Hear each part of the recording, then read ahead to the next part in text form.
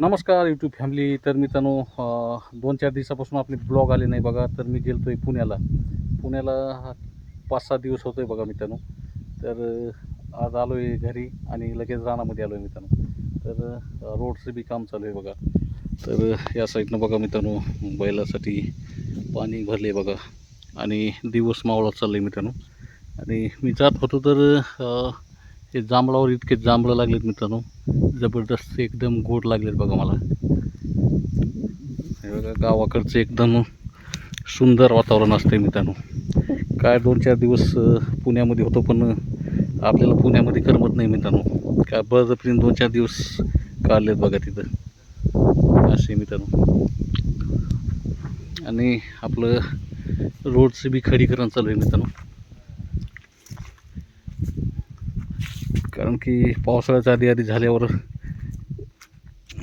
गाडी, बैल आणि मोठे वाहनसुद्धा रानापर्यंत जातात मित्रांनो.